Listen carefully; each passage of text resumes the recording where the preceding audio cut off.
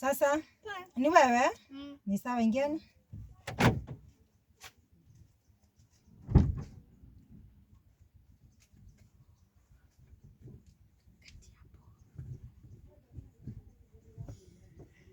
Okay, nini mnaenda?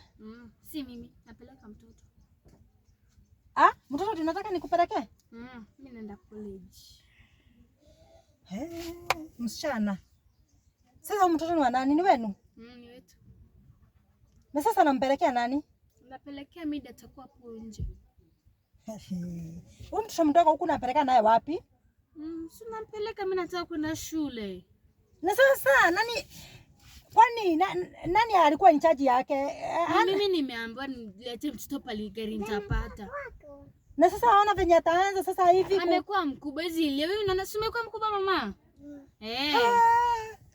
Na sasa kienda kilialia kwa njia. Na hapa naona hii apartment inaitwa ni Jose apartment.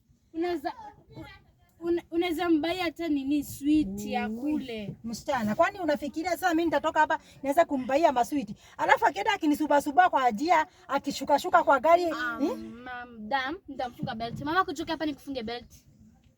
Kuja mama hapa, kaa hapa. Unajua watoto kama hawa wadogo wanafaaga nini car seat, but si kama hii. Sasa hii nikipiga break niko huku mbele, alafu mtoto aaguke, alafu itakuwa nini? Na unamfuka vizuri sana? Sana kabisa. Huyu mtoto. Na hebu nipatie namba mamako, nimpigie simu. Sasa mimi sioni kama nitaenda na hii trip. Itabidi ni cancel, achukue ride nyingine. Hapo nipa namba yake. Sasa mimi sitawezana na hii. Naweza aje kunipatia mtoto mdogo? 07 Hapa darea 28 38 48 63. Tutenda kwa baba, sio?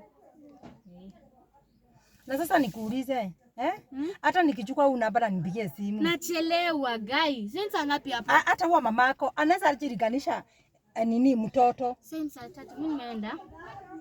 Bye. Na unaenda unaniachia mtoto hapa, nitampeleka wapi? Na kida akija kwa njia. Nimeenda.